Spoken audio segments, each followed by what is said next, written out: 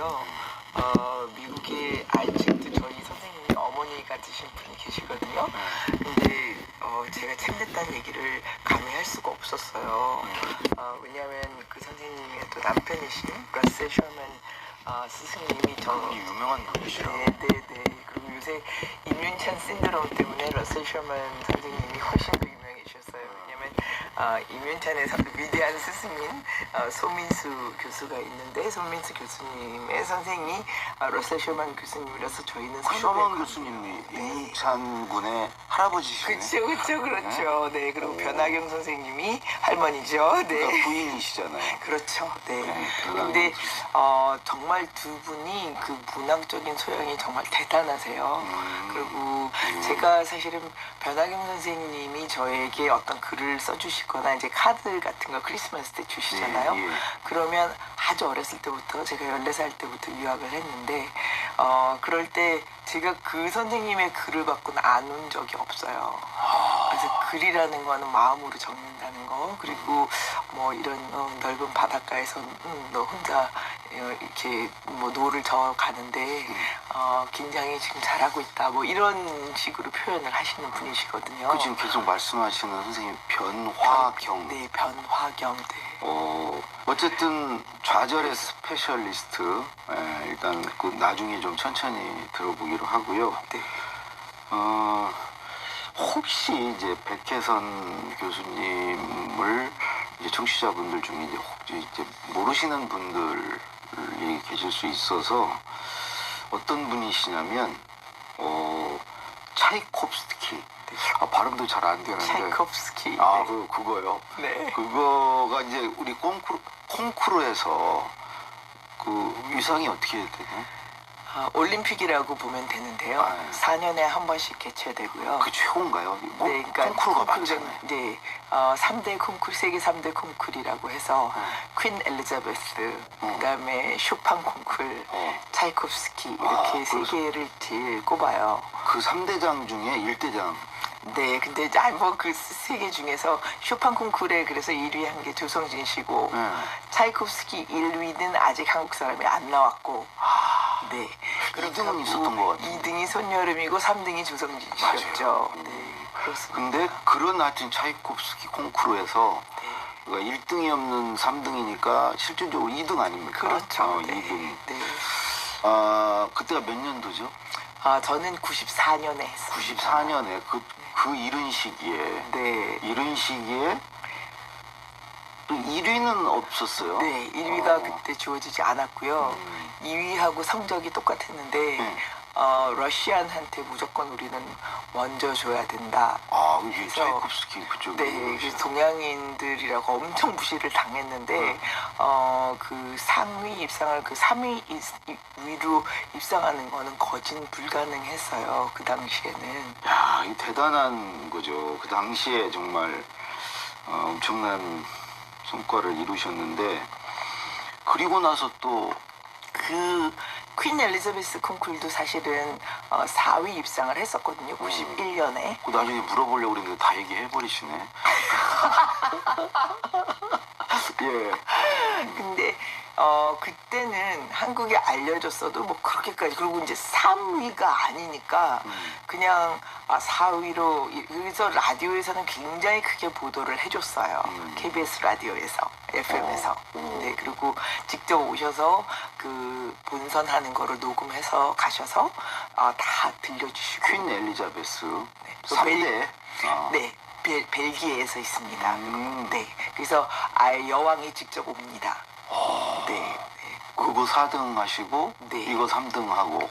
네. 그 덕분에. 근데 그 덕분에 서울대학교에서 그냥 조교수 임용이 바로 94년에 6월 달에 끝났는데 9월로 94년에 임용이 됐습니다. 그게 몇 살 때예요? 29이었어요.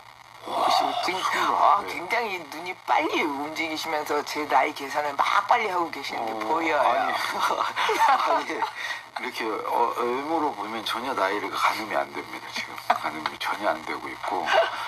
아니 근데 야, 29에 네.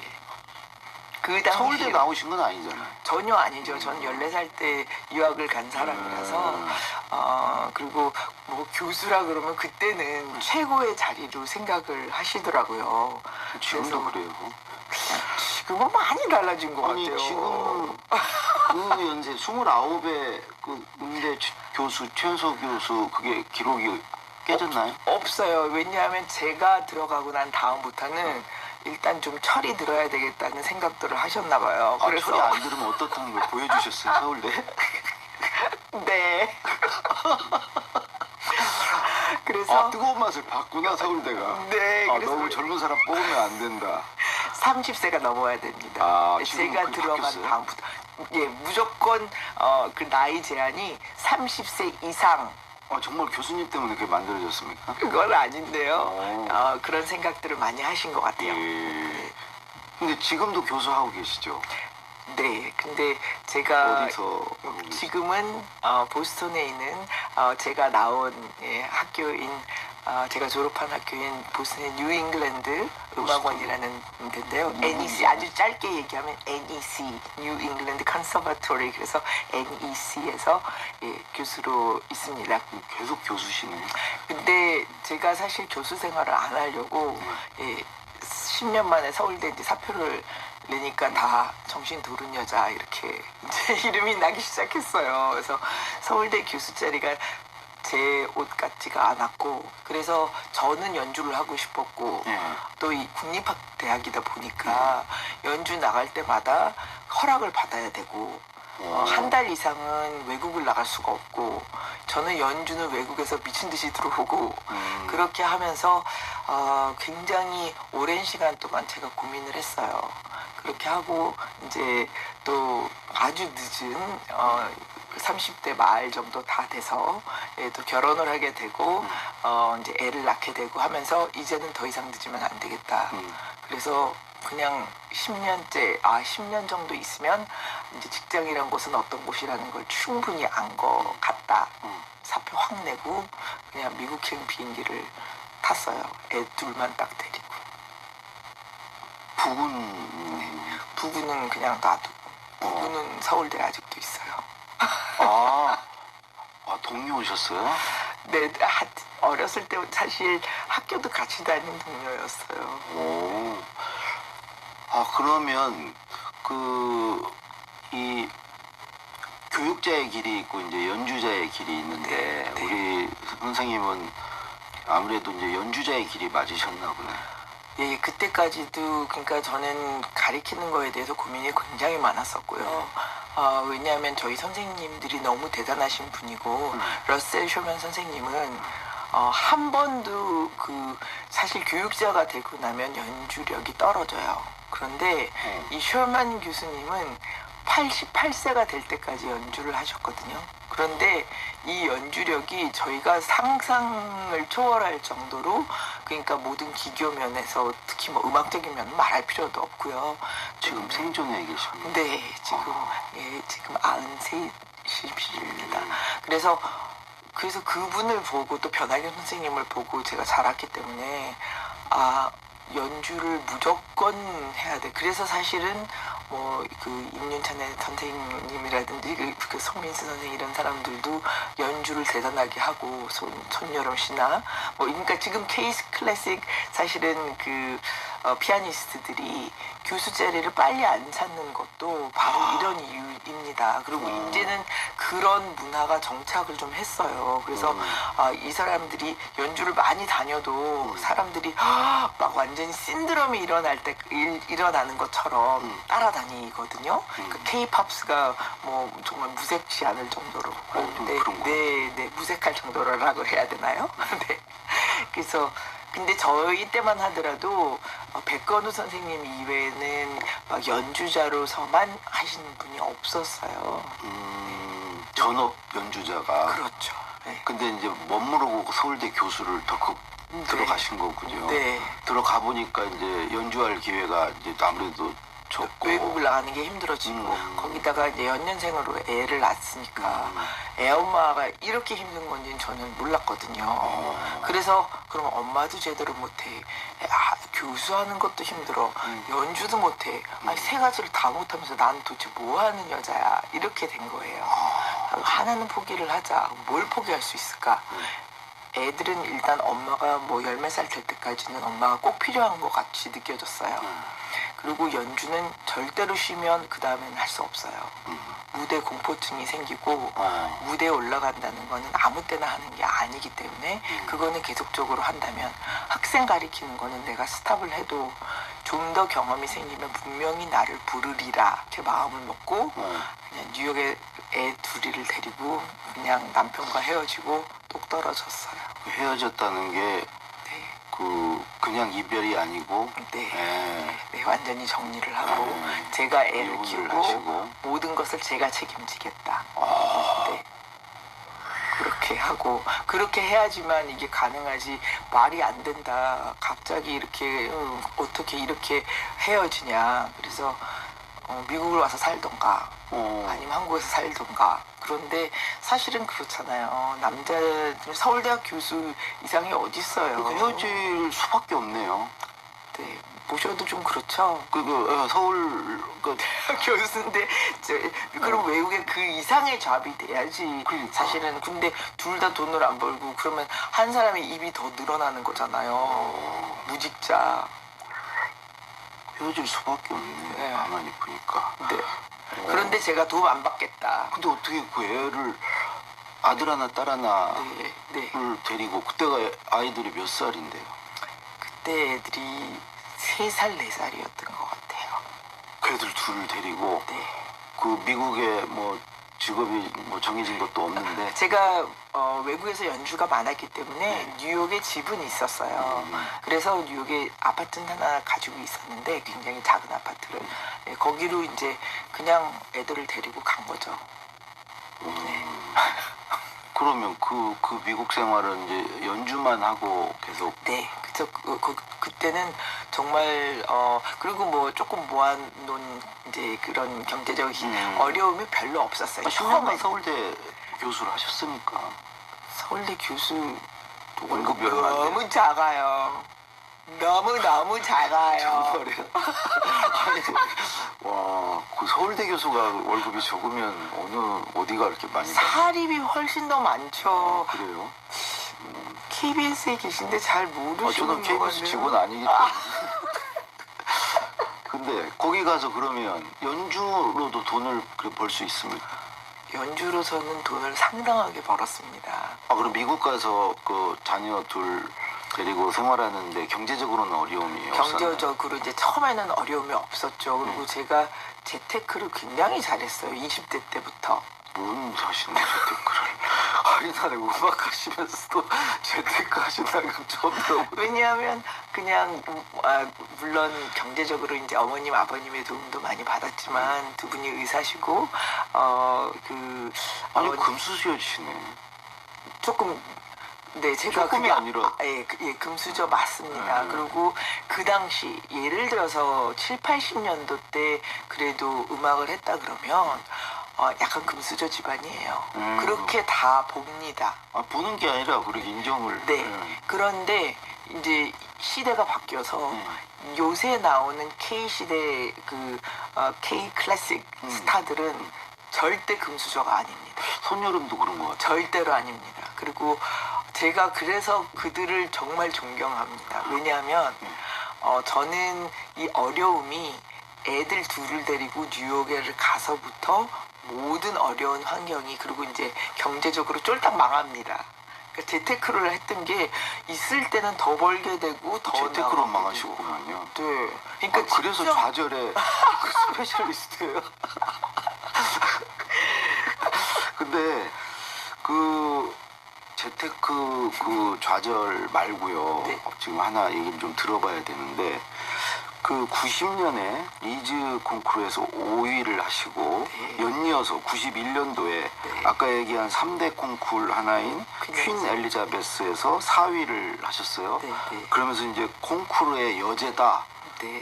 이렇게 이제 별명까지 얻으셨는데 네, 그 전에는 또 윌리엄 카펠이라는 미국 콩쿠르에서 또 있어요? 1위를 그때 1위를 했기 때문에 제가 뉴욕 데뷔를 하고 완전히 프로처럼 그렇게 이제 활동을 할 수 있었어요. 와, 그러면 이게 연이어서 지금 89년, 90년, 91년 네. 네. 매해 지금 콩쿠르 가서 다 입상을 하셨는데 네.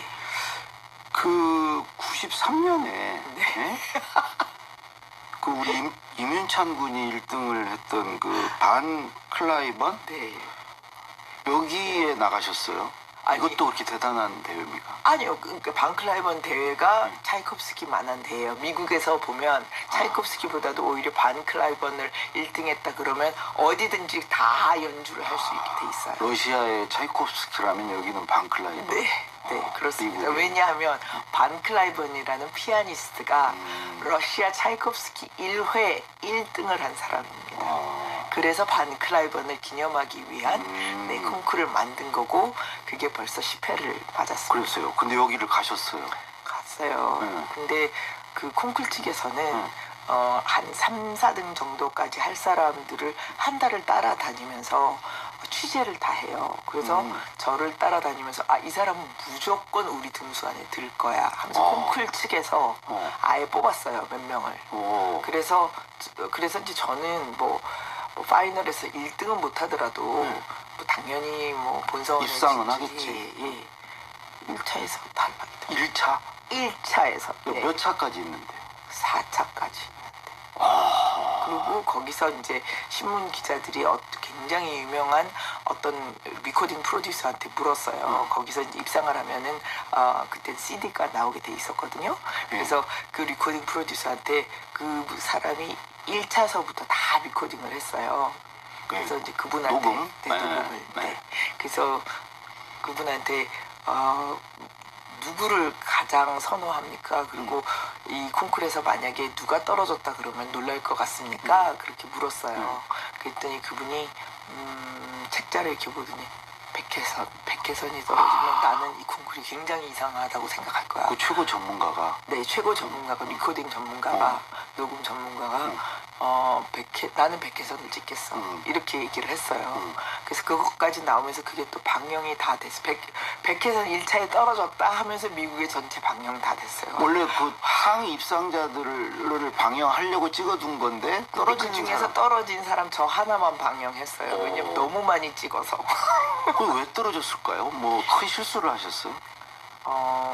조금 농간도 있었던 것 같고 제가 그래서 어떤 면에서는 좌절의 스페셜리스트라고 적었는데 제가 조금이라도 괜찮겠지 나를 이렇게 주목을 하니까 잘 될 거야 하면 항상 안 돼요. 그리고 이번에 망했다 어떡하지? 그러면 뭔가가 잘 돼요. 그러니까 자기 태도가 엄청 겸손해야 되고 중요한 것 같아요. 그러니까 이때는 연이어서 계속 입상을 하면서 조금 한편으로는 부담감도 많이 가졌고 이번에도 잘해야 된다는 부담감. 다른 한편에는 약간 어떤 자만 굉장히 비슷한 것도 있었고 아주 많았던 것 같아요. 지금 생각해보면. 그럴 때 이제 1차에서 떨어져 버리셨구만. 네. 그 자존심의 꺾임은 이루 말할 수. 왜냐면 제가 4살 때부터 피아노를 쳤는데요. 경연대회에서 1차에서 저는 그 본선을 안 나가본 적은 없는 것 같아요. 그러니까 뭐 1차 예선 탈락 이런 거는 저는 상상을 해보질 못했어요. 제 평생. 그랬겠네. 네. 그건 네. 굴욕인데? 정말 굴욕이죠. 더더군다나 그 떨어진 거를 그 미국 전역에 다 방영을 했으니까요. 떨어진 사람 중에 가장 중심된 사람으로 아니 그러니까 원래 그걸 다 알아진 거죠. 나중에 이제 우승하고 이런 분들을 이제 그 내보내려고 찍어둔 영상 중에 이제 떨어진 사람은 유일하게 또 그 저만 영상에. 저만 그만큼 그러니까 또 이게 이변이었고 또 아쉬웠으니까 그랬겠죠. 물론 그렇겠죠. 네. 그렇지만 저한테는 그게 엄청난 자존심의 상처가 된 거죠. 그리고 어떻게 하셨어요? 그래서 그냥 제가 집에 와서 엄청 울고 나서 이제 제 운은 다 했다. 이 콩쿠르라는 게 본인이 잘 쳐갖고만 되는 건 아니거든요. 우리의 인생이 다 어느 정도 또 운이 좀 따라줘야 되는 거잖아요. 그렇죠. 예, 그래서 제 운이 여기서 끝난 건가 보다. 그러면서 제가 무엇을 하면 될까 하는데 제 친구가 어떤 전화국에서 일을 한대요. 그러면서 관심 있냐고. 그래서 피아노 하는 사람이 전화국에서 일을 왜 하는데 그랬더니 뭘 먹고 살 거네요. 그래서 그때까지는 음악회 하면서 먹고 살았는데 이제 콩쿨도 떨어지고 음악회가 없어지면 안 되니까 저도 그러면 전화국을 가보겠다고. 그러니까 그게 어떤 전화국이냐면 이제 장거리 전화, 미국은 워낙 나라가 크니까. 그러니까 지금의 예를 들어서 뭐 한국으로 비교하자면 KT나 SK나 뭐 이런 그렇죠. 거를 이제 그런 전화국이 5개 정도가 있는데 거기에 한 군데를 들어가서 이제 고객이 항상 이제 질문이 와요. 그래서 KT 고객이 SK에 이제 제가 SK에서 했다고 해보세요. 그러면 나는 지금 이런 거를 해서 KT에서 하고 있는데 SK는 더 좋은 게 뭐가 있나요? 이렇게 물으면 그것도 영어로 물어볼 거 아니야. 다 영어로 하죠. 네. 그래서 제가 그런 질문을 하는 고객들을 몽땅 다 우리 우리 손님으로, 그러니까 우리 고객들로 다 했어요. 한 3개월 그렇게 하니까 그냥 매니저로 승진을 시켜줄 테니까 너는 여기서 그냥 일을 해라. 그리고 너는 너무나 이 사업 수완이 너무 뛰어나다고. 그래서 숨겨진 재능을 발견하셨네. 네, 피아노가 내 길이 아니구나. 절대로 내 길이 아니. 그러니까 직장 생활을 해야 되는 거구나 하면서 그래서 제가 매니저 승진을 받고 이제 제안을 받고. 네, 제안을 받고 올라가려고 하는데 변하경 선생님께서 그때가 94년도가 다 됐었어요. 근데 빨리 차이콥스키 국제 콩쿠르 신청서 내라. 제가 안 내요. 저 이제 피아노 안 칠 거예요. 뭐 할 거니? 저 이제 피아노 안 치고 전화 영업할 거예요. 전화국에서 일하니까 3, 4개월 되니까 금방 승진하게 해주더라고요. 미천이, 내가 너 처음에 얘기했지? 14살 때 그래도 네가 여기까지 왔는데, 경상 덕분이거든요.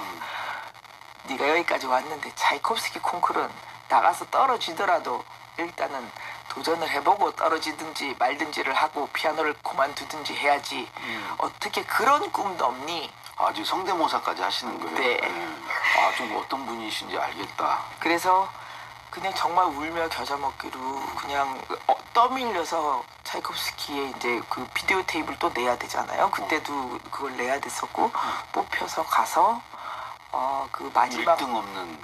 네, 근데 그 본선 때도 사실 그 협주곡 2곡을 한다 그러면 그건 30분짜리 곡을 오케스트라와 같이 연주를 하는데 제가 첫 번째 말씀드렸죠. 굉장히 이 동양 사람들한테 굉장히 아주 우습게 여긴다고요. 그런데 제가 마지막으로 이제 결선 때 연주를 했을 때 이런 박수가 나와요. 337 박수예요? 러시안들은 그 박수를 딱 쳐주면 그래요? 우리는 너를 인정한다. 그러고 너를 응원한다. 이런 얘기인데 오케스트라 단원들도 전혀 저한테 그러니까 아무 대응을 안 해주다가 이제 두 번째 곡을 시작하는데 완전히 박수가 끊기지가 않았어요. 그래서 그게 저한테 영원한 기억으로 남는데요. 안 그랬으면 저 차이콥스키 안 나갔으면 서울대학도 없고 오늘날 전화 영업으로 전화 영업으로 사장님 하고 했겠죠. 계시는데. 네. 장거리 전화 회사 사장하고 계시 더 잘 될 수도 있었죠. 네. 자, 근데 이거 얘기가 지금 막 재밌으려고 하는데 지금 시간이 다 됐는데요. 일단은 이제 알았어요. 왜 좌절의 아이콘인지. 그래서 그 다른 좌절 얘기 이제 이걸 어떻게 극복을 하시고 그래서 오늘의 또 우리 교수님이 되셨는지는 내일 다시 모시고 얘기를 듣도록 하겠습니다. 네, 오늘 말씀 고맙습니다. 네, 감사합니다. 피아니스트 백혜선 교수였습니다.